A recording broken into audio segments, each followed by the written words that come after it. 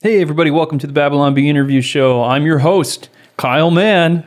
And I'm Kyle's co-host, Ethan Nicole. In this episode of the Babylon Bee podcast, Kyle and Ethan will talk to Sean McDowell. Sean is an author, speaker, and apologetics professor at Biola University. Don't just read it. Sean has earned his PhD in Apologetics and Worldview Studies from Southern Baptist Theological Seminary.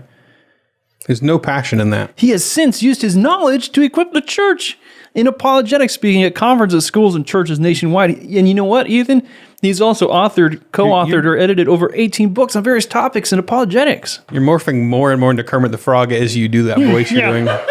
You've been doing a lot of books and stuff. He wrote this book, Cha Sing Love. Chasing. It's chasing. Oh, I thought it was like a yoga or like some kind of Indian thing. It sounds like a Cha Sing. Something Rob Bell would write. Like this is called Cha Sing Love. Cha Sing. Yeah. No, it's not like something Rob Bell would write. It's a book on sex, love, and relationships in a confused culture. From Rob Bell completely. But yeah, he's an apologist and he's a smart guy, and we're not. And so we're going to talk to him, and he's going to make us smart. Yeah, it doesn't matter. He's his own person, but his dad is Josh McDowell. Yeah, we thought we'd throw that out. He's his own there. person. We thought we'd... Like he's got to bring that up in conversations. Like, yeah. By the way. I'm sure he uses it to get into concerts and stuff. Yeah. Getting backstage at the Newsboys show. Yeah, that's what I would do. Yeah. Just all he needs is his driver's license. He doesn't even need a backstage pass. Like, by the way. Yeah. See that last name? Evidence that demands a verdict. Oh, wait. Is that Strobel? Or is No, that's McDowell. You're right. Okay. Yeah. Good job. That's close. Good job.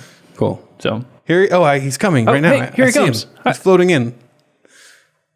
He's materializing right there in the chair. Hi, Sean. How are you? I'm good. How are you? Good. I'm good. How are you, Ethan? Oh, I'm pretty good. Cool.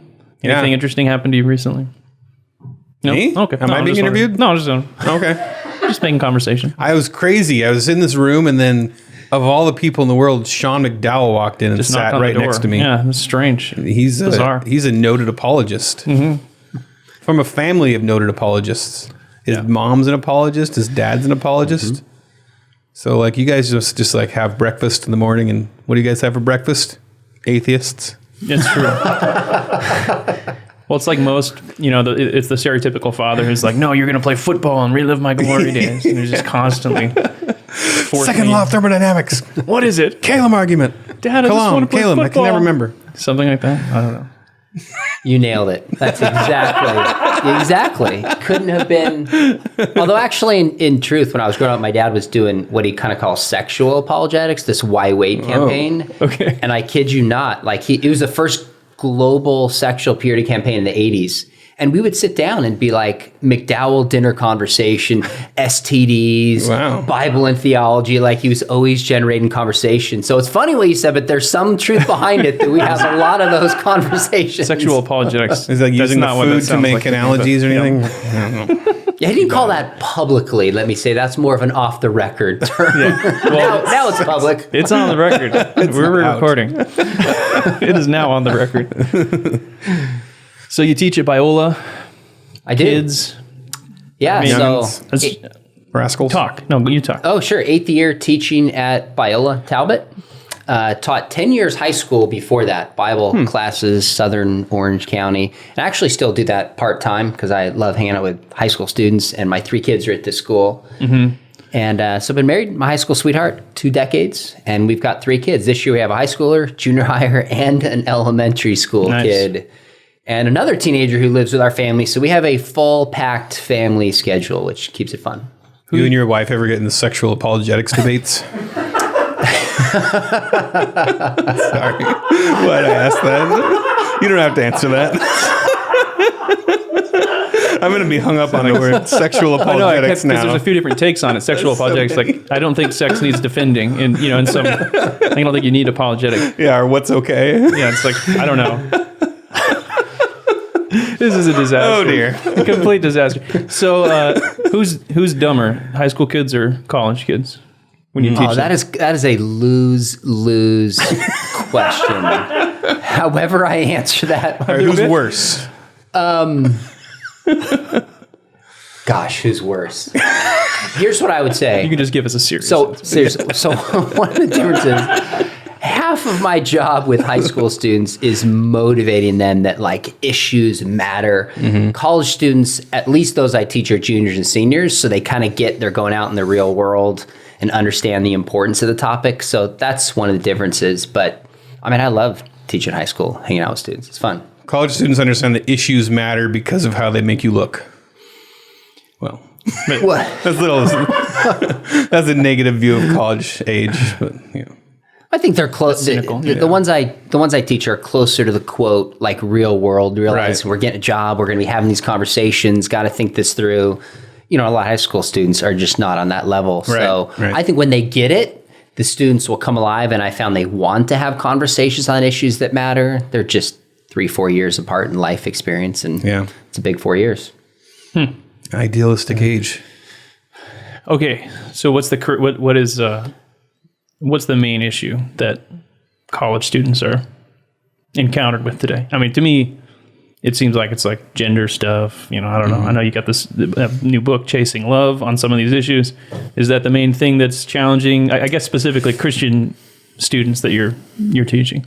Yeah, I actually found that the questions amongst Christian kids and non-Christian kids are pretty similar. Okay. Because we're swimming in the same cultural waters, watching the same videos, same Instagram, TikTok, Snapchat, movies on Netflix. So it's similar questions. Now, they answer them and process them differently, but I think the questions are pretty similar, Christian or not. I think there's a few big questions. One is clearly, like you said, issues of sexuality, LGBTQ, how they process this to make sense of this. That's huge. Every time I do Q&A with students, either live streaming through Zoom or in person, and just open it up for questions, that is hands down one of the top 2 or 3. So that's a big issue.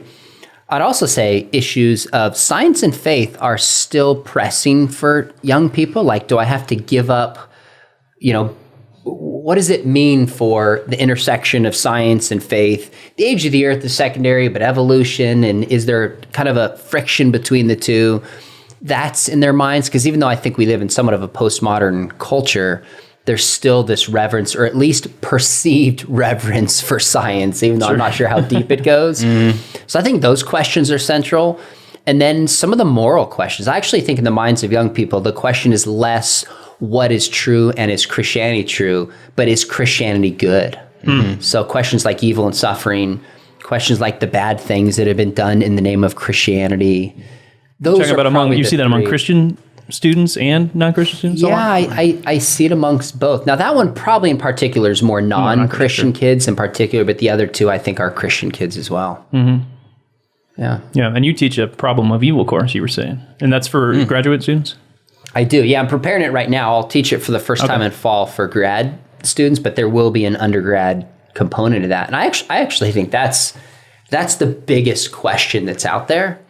So when you ask this question in my mind, I think of what are timely questions and what are timeless questions. Yeah.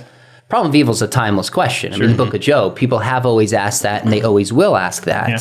But it has a certain timely component right now. Like even, again, LGBTQ questions, at the heart of it is many people are asking, why do I suffer? Why was I made that way? Where is God when I hurt? At the heart of that is the problem of evil and suffering. Yeah, and what are the things our culture takes for granted, you think? Because I think that's the thing is like, I don't think a lot of, especially when you're that age, but our culture seems to take the idea that evil exists for granted. If they even talk about it, they act like it's obvious what's evil. We just know. To even question it or to try to decide why do we call evil, or, I don't know, what do you feel are some of the things that our culture takes for granted or borrows from Christianity? So one of a metaphor that I use that's helpful to me and my students is think of like a beach ball. If you take a beach ball and you push it underwater, because of gravity, because of the nature of the world, it's going to pop back up. it's going to take a lot of force and energy to push it down. Well, Romans 1 talks about that people know God exists, but they suppress that truth. So even people in our world today that don't believe in God, whether they're Gnostics, atheists, pantheists, whatever, they're still made in God's image, and they still live in God's world. So we can only suppress certain ideas so much, and they're going to pop back up. So in our culture, I think you're absolutely right that even people whose worldview cannot account for objective right and wrong, assumes there's a right and wrong. I mean, we don't live in a relativistic. We don't live in a relativistic culture. The worst thing you can get called today almost is a racist, and no one's like, well, that's just your truth. Racism is fine for me. There's objective moral condemnation, which only makes sense if there's a moral standard. So I think that's the case. I think in our culture, again, back to this issue, people know that men and women are different. We know this. And if you pay attention, this truth is going to bubble to the surface in different ways. So that's how I approach this. I'm always, because I assume Christianity is true, and people want to, their hearts want to align with what is true, but we just buy a lot of bad ideas, I think, that cloud it. And I'm looking for signs when that truth just kind of pops to the surface, so to speak. Yeah. Hey, can you bleep out where you said men are different from women so we don't get demonetized? Thanks. So here's one thing I've always been interested in is you've got Christian parents sending their Christian kids to Christian schools. Are you like surprised about some of the things that they haven't been prepared to deal with, or like what are some questions that they haven't had answered, by their parents when they're growing up? Or do you find that kids are showing up prepared? I don't think most kids are prepared, whether they go to a public or private school or the military or wherever they go after high school. Okay. It's the exception in my research and experience of a young person, whether Christian home, Christian school, church, that really has learned how to navigate culture and think Christianly about a range of areas of life. So I actually think most of our kids have much more of a secular worldview without even realizing it. And it acts like a filter to how they think about things like love and relationships and engage with culture. And if we don't press them and go deeper, they'll tell us certain Bible stories that give us the answer we want to, but we don't realize what's motivating it. And one example of this is just the nature of what freedom is. Ask young people in a conversation, just say, give me a definition of freedom. What do you think it means to be a person who's free? I've done this dozens of times. And the answer you'll get essentially is freedom's doing whatever you want without restraint. As long as you're the author of your life and you live out what you want to do, then you're free. That is totally not a biblical view of freedom. I think freedom is developing the right wants and embracing the right restraint. But they have this idea of freedom, I think, embedded into their lives without even realizing. If we don't ask the right questions and engage them the right way, we can't even bring to the surface this difference in how they're seeing the world. It's interesting that you say that it's not a piece of information they don't have, or like, they weren't taught this particular argument. They don't know the second law of thermodynamics, or whatever. Like they know all that stuff. Like they can pass the apologetics test or whatever. Some, not all. Oh, some sure, can. Sure. A little generous there. It's this more subtle like worldview that's been ingrained in them. That's interesting to me. I think that's absolutely true. It's like a fish in water that doesn't even realize they're in water. And I know that's an overused analogy. I think that's true for our students. They are swimming in secular ideas, so to speak, and can give you the Bible verses, can tell you the biblical stories, but don't actually know how to think Christianly and apply it to different areas of life and have the skills to navigate just the challenges that come from culture. Yeah, when I first started parenting, I was really worried about like my kids. I don't want them to see gore or hear bad words on TV. And then now that I'm a crusty old man of 34, I'm more bugged by like relativistic worldviews in movies. I'm like, this G-rated Disney movie is horrible. I'll give them a lecture on that because I see how subtle it is that they just buy this narrative that they see on Netflix or the Disney Plus or whatever. And I find that much more insidious. I think that's right. So you remember the Da Vinci Code. Put up a tally mark on the wall for me. Look, think about this. The Da Vinci Code was what, 2000? It was a dozen years ago, roughly, whatever it was. Well, everybody freaked out about that. The church was in arms, and there was like conferences and events and books, because there's this explicit claim, no, Jesus was married, and like denies his identity. Well, what's more dangerous, this direct frontal attack or these very subtle ideas in cartoons and in shows?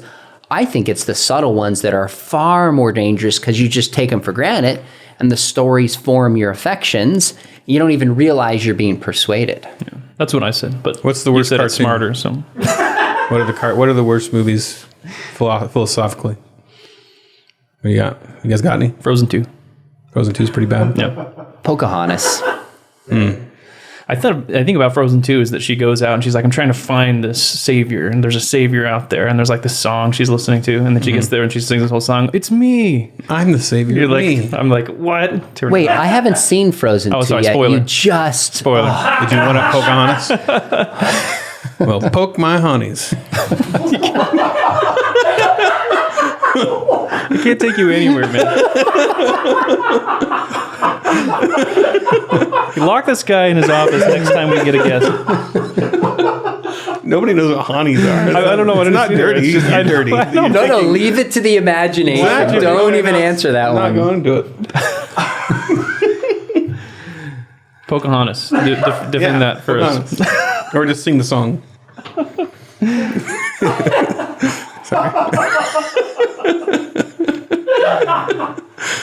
Is this a normal interview? This is a normal interview, man.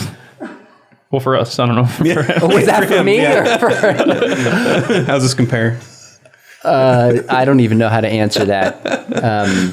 Yeah, just go back to Pocahontas before I derailed it. I want to hear your Pocahontas take. For real? Yeah, for sure, yeah. For No, real. I think the ideas of the new age ideas that are embedded within it. It's fun. It's Disney. It's a cartoon, so we think it's harmless. Takes out some of the Christian component. That's the kind of stuff that we overlook and don't really analyze. And so one example I'll do with my students is I try to get them to see this. These are high school students. I'll show them a scene from The Matrix. And I know this is obviously a dated movie, but they've told me it's still cool. Is the Matrix violent scene where they go into Free Morpheus, I think who it is. And they walk into the lobby of that hotel, and they have like glasses on and trench coats, and they blow all these people away, and there's like music. It's like you kind of watch that and you're like, yeah, I want to be able to dive off walls and like shoot people like this. Like it feels cool. And it's rated R because of violence. And then I'll show them the opening scene of Saving Private Ryan, which is also rated R because of violence. And I'll make the point, you can have movies with the same rating for the same reason. One is glorifying violence and making it cool. The other one is showing how horrifying it is. And that doesn't make it wrong to watch Matrix. That's not my point. I actually love that movie. But we got to look through a little bit more thoughtful lenses than Christians is like, well, this many F words. Yeah. There's this X scene. There's violence, so equals bad. I'm like, no, we got to be way more thoughtful than that. Yeah, I look at some of the Christian movie review sites, and it's like they'll literally do that. They'll go, this movie has 172 F-bombs, this many instances of this and that. And it's such a systematic way to look at it versus this holistic way of trying to figure out what the worldview is behind something. And I think those are helpful. Yeah, no. Yeah. I like F-bombs if that's personally, but all that we do, right? Yeah. Mhm. If it's in war, I have more than like a movie that's glorifying that F-bombs that it just didn't need to be in there. Yeah. Like, I can do that and give my kids context for it. Yeah. Let's get VidAngel. Wait, is that the one? VidAngel's the one that cuts out. Yeah, they change it. And you Or can they pick cut it. specifically what It'd be things. cool if you could replace the words. Yeah, that's someday. Someday we'll get that. Yeah. Yeah, sure. Someday they'll have like a deep fake one where you can switch everybody to Kirk Cameron. Yeah. I would watch that. Just pick your, I don't like that guy. That guy is a secular guy. We'll get Kirk Cameron here, Kevin Sorbo. Kevin Sorbo. Yeah, Sorbo. That Sean one. Astin. Yep. It's a glitch. Sean Astin got taken over by the White Witch. Wrong face, wrong body. So I didn't know a lot about this, but our research team found that you had been invited to talk on CNN, and then they disinvited you. What was that story? That sounded interesting. Yeah, this was 2015 for the year that Obergefell versus Hodges came down, the Supreme Court ruling. And as best I remember it, somebody from CNN called the head of Southern Baptist in Southern California looking for a Southern Baptist guest with certain assumptions from CNN of what a Southern Baptist would bring to the table. Well, the head of Southern Baptist called Rick Warren and he called me, assuming we wouldn't fit that stereotype and hopefully would lead with some graciousness and kindness. Calls me up and goes, hey, CNN's looking for somebody tonight to be on, I think it was a panel to talk about the ruling. And I was like, my wife is actually, she's hanging with her friends tonight. I'm driving kids to gymnastics, basketball. Like, I don't have time. And he goes, let me give you the number. Just call up the producer of this show and see if you could work it out. I was like, okay. So I called the guy up and we talked, figured it wasn't going to work, not to mention traffic pre-COVID as it is. And he goes, well, let me keep your number. And can I call you back if something else comes up? I was like, sure. Didn't expect to hear from him. About an hour later, I'm driving home. And I see this LA number on my phone. I'm like, oh, this might be legit. Pick it up. And he goes, hey, now we're doing a show on the Bruce Jenner, Caitlyn Jenner transition. Would you call in and give your perspective on this? And I was about to say no. And my son, he's 16 now. He was 11 in the back. He goes, do it, Dad, do it. You'll be on TV. And I was like, word for word. And my answer was like, okay, I guess I'm that dad. My son thinks it's cool. I'll do it. I said, fine. And he goes, okay, what's your position? And as best I can remember, I said something effective like, look, I'm a Christian. Jesus loves people who are transgender. There's a lot. This has become a politically hot issue, but the studies show that transgender people are more likely to suffer psychologically, depression, loneliness, anxiety. I think we need to calm down, find common ground, and ask how we really help this community of people. I'll never forget it. There was a pause, and he goes, oh, man, I can't have you on. You're much too compassionate. Word for word. Wow. And I had two thoughts. One, my initial thought was like, you don't fit the narrative. Exactly. But I thought, okay, what could I have said that would not be, because I'm not going to be a provocateur. I don't think that helps when it's all said and done. But what appropriately provocation could I say that would advance at least a good idea? And then second, I was just like, wow, they really don't care, at least this producer, this show, about helping trans people. So I watched the show. My son wanted to watch it, and it was just, I mean, it was a circus. People are speaking up in the audience, cutting each other off, drama. It's like, this is about ratings, not actually helping people. So right. I guess if that's disinvited, you could say I was disinvited. But I don't know whatever the word. Well, yeah, just it was. I didn't fit the narrative. That's amazing. I think that's what it was. You could have referred them to a really fiery. Yeah. I know a guy that lives in a trailer in Alabama. He'll work for Pickled Pig's Feet. I know a bunch of bigots. I could put you in contact. We know who they got on. When they're watching the show, they're like, "Oh, we're getting a call from somebody." And if I remember correctly, the site was ChristianMilitant.com. I was thinking like Duck Dynasty. Phil Roberts. Dynasty. Some King James only guy or something. Yeah. So. Now, have you ever been in Rick Warren's secret library? Or a dungeon. So I think there's a library at the church, if I remember, backstage. Is that what you mean? Or just have one like he's got some secret one, and you pull the panel Disney? back, and you go back, and he's got this huge library. I saw a video of it on the internet. I didn't know. Really? You mentioned Rick Warren, so I thought maybe you had it in. But. I don't remember that. I remember I did have a chance to speak. It's been a few years backstage, but I think I would remember a super cool library like that. Ask your dad about it. Maybe I'm not quite in yet. Could you call your dad right now? My dad passed away. No, I'm just kidding. Oh. I was like, what? I never heard about this. Man. Couldn't resist. We are the jokesters around here. Well, on that, my memory of your dad is when I listened to Christian radio as a young Christian. He had this ad railing about tolerance. Tolerance. Oh yeah, that's not what it means. It means not tolerance. And goes on. That's not how it was like that. It's a little smarter than that, maybe. Yeah, it's smarter sounding version of that. But it's funny now, tolerance, nobody says that word anymore, right? Because they didn't mean it at that point. Like tolerance was a buzzword, but it didn't really mean everybody get along, and like it kind of did. But now, like, they don't even fake that they mean that. Now, like, tolerance is a problematic word. It's true. There was a shift because, that used to be what we'd make fun of the left for. It's like, oh, you say you're tolerant, but really tolerant. You're not tolerant. They don't even say it now. And I'm like, yeah, we don't even believe in tolerance. So what's the buzzword now?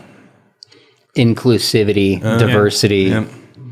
I think that's what it is. By the way, on tolerance, my dad, he's written over 150 some books. On tolerance. No, definitely not on tolerance. And he's alive. As he is alive. Still alive. Yep. He's 80. He's 81 and he has not lost a beat, interestingly enough. That book on tolerance, I actually think, is one of the most unique, powerful contributions he made looking back on his life. So he wrote it in the late 90s and basically said, tolerance has shifted from we can agree to disagree. That's what tolerance means. Like, okay, I'll tolerate tomatoes on my salad even though I don't like it. You only tolerate something you don't like. And he was one of the first people who said, no, tolerance means if you don't affirm somebody's behavior, life choices, and beliefs. Endorse it, you're intolerant and you're a bigot. And I remember thinking, this is crazy. And that was a time where he was years ahead of the curve. I actually think that's one of his most significant contributions, where he just kind of read where culture was going and saw it before a lot of other people did. Yeah, I remember that. I associated his name with that because I remember it was a good word till that point. It was like, so I was like, whoa. They don't mean what they're saying when they say tolerance here. It's like a math equation that doesn't add up. Like, you can tell, you can see it coming. It's a car wreck at the end. Like, tolerance, but you have to endorse everything everybody believes that doesn't work. That'll explode. No, I think you're onto something, and it's shifted now from, he called it the new tolerance in the late 90s.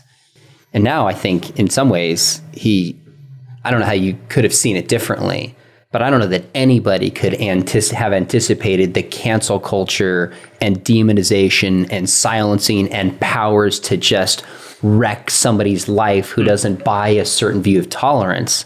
Right. I'm not sure anybody completely saw that coming, but this idea that if you don't affirm me, you're the bigot, and I can't say, hey, I disagree with you and love you, I still respect you. That was a novel thought when you go back to the late 90s, early 2000s. Mm-hmm. Yeah. So what do you think about, what's your take or response to the whole Black Lives Matter? I mean, there's a lot of churches that are taking different positions and trying to figure out how to be like relevant in the midst of it. Some are like, it's dumb. And some are like, we totally are with it. There you go. So during the George Floyd and the protests that followed, I wrote a post. I forget the exact words for it, but the title was something like, I believe all Black lives matter, but I will not support BLM. Mm-hmm. And just tried to make a distinction when a lot of people were not making these careful distinctions between the phrase Black Lives Matters.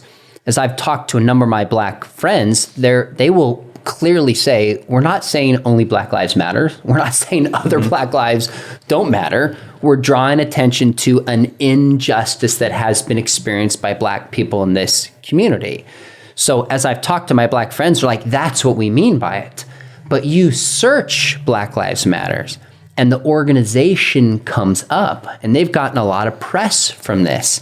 And I think they've taken it down, interestingly enough, since then. But if you went to their website originally, I linked to all this stuff. They're like, we are against the nuclear family. Mm-hmm. We are pro-choice. We embrace Marxism. We push this LGBTQ agenda. Like, they had ideas embedded within this organization that I think are directly in conflict with a Christian worldview. Mm-hmm. So I think we have to have some discernment and understand that when somebody says Black Lives Matter, they might mean something very different about this. Mm-hmm. So I think the organization is hugely problematic, but I definitely want to affirm that Black Lives Matter and work with my friends, whatever race they are, to try to make right some of the injustices that have happened to this community. I think you can have both. When that discernment is lacking, I think we end up getting into trouble and unnecessarily support an organization that, on the flip side, is really fighting to undermine the very things that Christianity affirms. It's kind of a genius branding move. Yeah. It's brilliant. Make an organization called I Like Puppies. Yeah. Well, because that's the other side of it, because the implication, and this is going to be sensitive, is that to agree, yeah, Black Lives Matter. It seems to give ground to the idea that like most of us didn't think they mattered until you guys said it. That's the part that I think gets a lot of people defensive. Is like it kind of felt like we were making a lot better progress racially, and then this came along and it's way worse now. I think that's the frustrating part. Is like I understand the hesitation to embrace the idea that like, yeah, this whole country is against black people and everybody hates black people. We got to change that. Like I know those people exist and there are issues we're coming out of the history that we have, but I don't know how you. I mean, it feels like the only people that are authorized to talk about that are, you got guys like, I'm blanking out on his name. He's like the new Thomas Sowell, the young guy.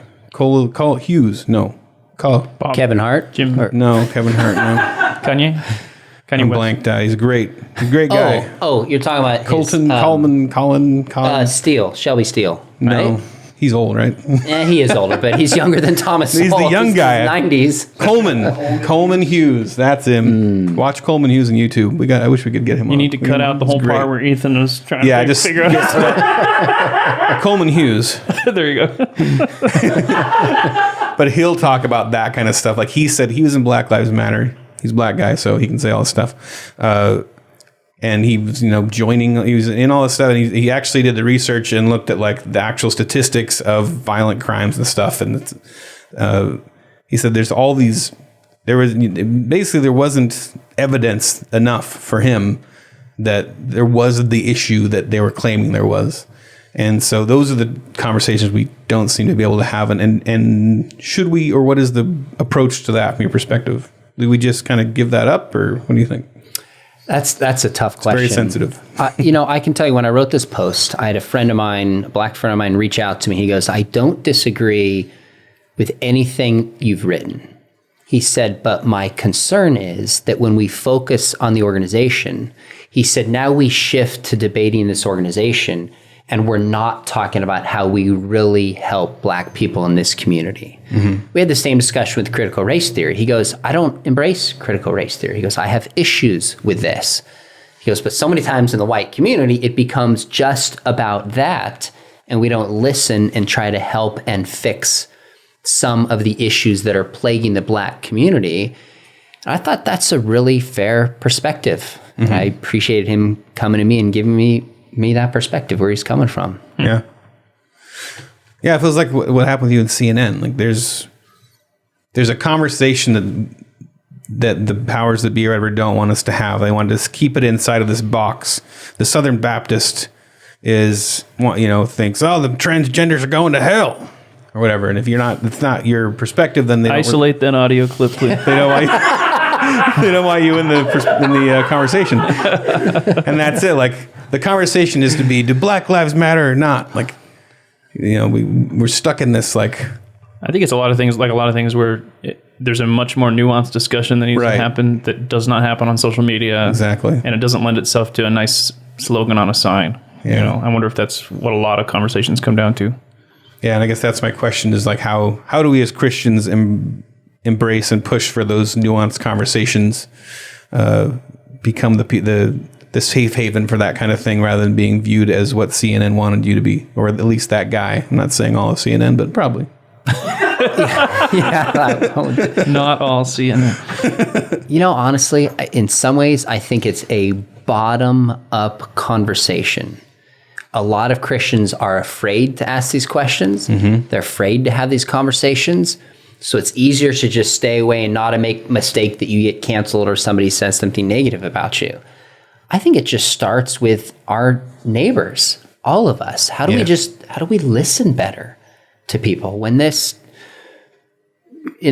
the George Floyd thing hit, we went to a man in his 30s, a black man who's very influential in my son, who's 16-year-old, his life. And my son and I were talking, just said, hey, I'm sure you're getting a lot of calls and this probably is affecting you in ways that we don't understand. But would you be willing to just sit down with us and just share how you process this, how you're experiencing this, what you see, what you don't see? And we went out for an hour and we sat down. And pretty much I told my son, we're just going to listen. Even if we disagree with something, that's all we're going to do. And number one, I learned a lot. Like I had not thought of it that perspective. I just learned a lot from somebody's experience who's a minority. And second, at the end, he goes, you know what? I had another friend, white, about my age, who reached out to him and goes, hey, let's have a conversation. And he goes, as soon as I started sharing, this guy jumped in and started correcting me. And at the end, I kind of had to call him back and be like, how did that conversation go for you? Because I didn't feel listened to and I didn't feel understood.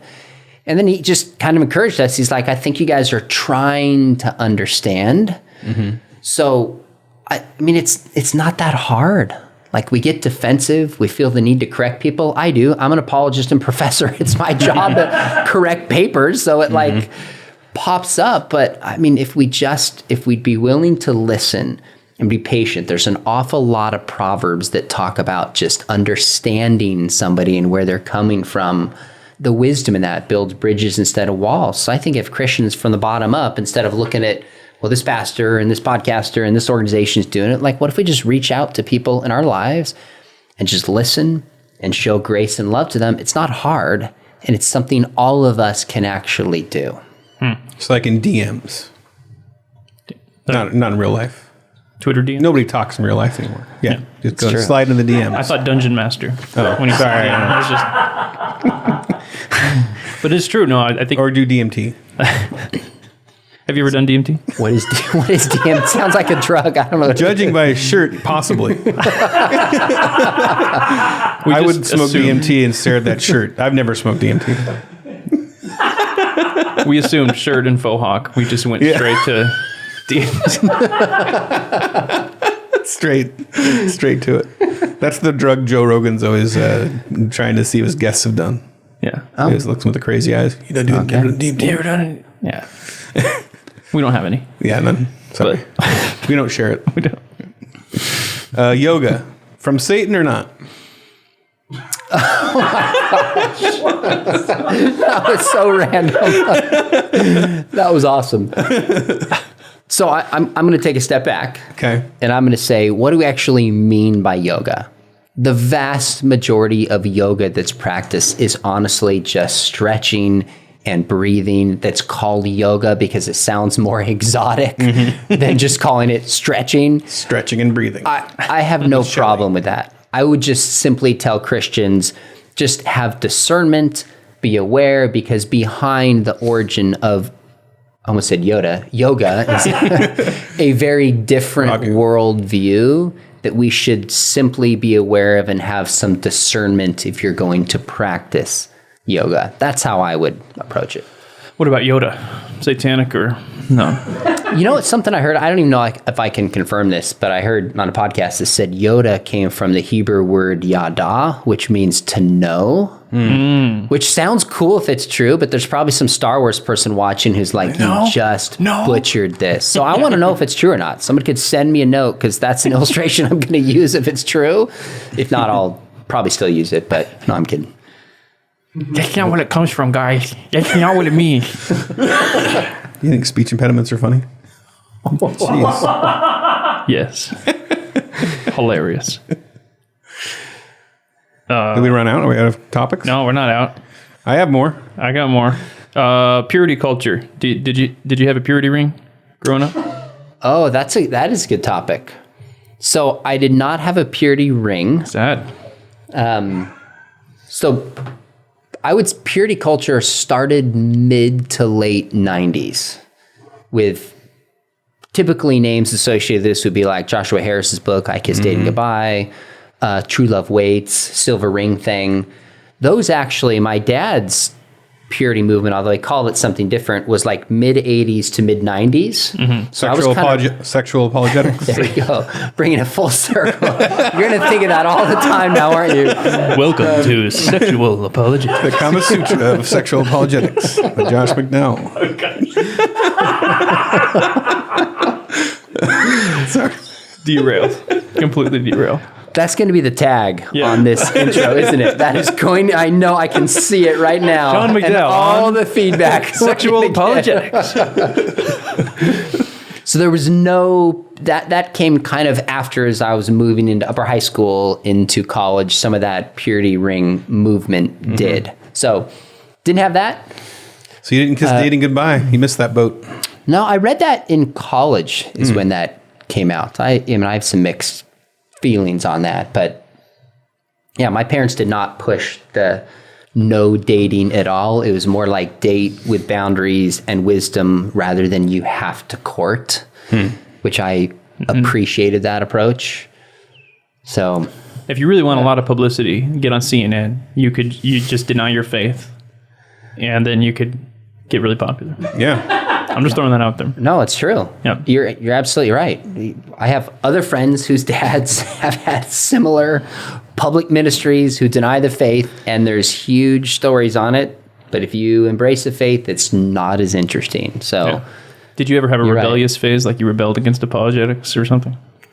so that's rebellion just against apologetics. So I was never that kid who was angry and the prodigal son, just not my personality. I think maybe some of that is maybe my personality, some of that is a good relationship with my mom and my dad. I did go through more of a questioning period, I guess you could say. And this is mid-90s. And really what spurred it on is, interestingly enough, I was just searching on, I remember like the first email I got at Biola, I'm like, what is this internet thing? So I'm just searching around trying to figure it out pre-Google. And for some reason, one of the sites that popped up was this secular web, this atheist web that at the time was huge. Yeah. And it began in part by like taking my dad's book chapter by chapter. And there were, if I remember correctly, like doctors and historians and lawyers and philosophers going chapter by chapter. I remember reading this stuff going, oh my gosh, like I've never heard this before. I look back and I don't buy the arguments, but at the time it was really unsettling. Like, whoa, my parents mean well, what if I'm wrong? I remember feeling that. It wasn't a head game. So I wasn't angry or rebellious. I remember telling my dad, we were in Breckenridge, Colorado, and I was like, Dad, I want to know it's true, but man, I got a lot of questions. I'm not sure that I'm convinced Christianity is really true, not knowing what he's going to say. And he goes, son, I think that's great. And I remember being like, did you just hear, like, are you writing a talk in your head, or did you actually hear what I said? And he goes, no. He goes, I didn't. He goes, look, I didn't raise you to believe something because I said it. You got to follow what's true. You got to own your faith, was kind of the little response that he gave. And he goes, look, only reject what you've learned growing up if you think it's false. He says, I see a lot of people rejecting out of rebellion. He goes, follow what you think is true. And, your mom and I love you no matter what.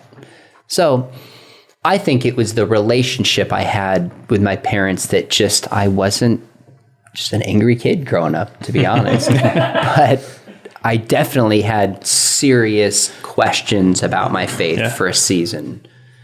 You should really spice up that testimony. Yeah. We can help. We're creative writers. We could come up with some We'll do some spitballing. plot twists for you. Yeah. And I think it's time for our subscriber portion. We're going to move into the subscriber lounge. So Dig into these sexual apologetics. we're going to dig into we're going to dig into more sexual apologetics, I guess. I want to hear your take on the fate of the apostles, because you wrote a book on how, we always talk about how they all got hung upside down and nailed and beat up and set on fire and stuff for their faith. So we'll see how true that is. All right. Let's do it. More. And more. Coming up next for Babylon Bee subscribers. Purity culture. You said you had more stuff to say. So, fate of the apostles. Oh yeah, fate of the apostles. Being crucified upside down was a thing that happened. There's precedent for that. Sure. But can we actually conclude who's crucified upside down? At best, I would say Parents sending their kids to Christian schools. And I kind of wanted to circle back like Joe Biden's press secretary. Enjoying this hard-hitting interview? Become a Babylon Bee subscriber to hear the rest of this conversation.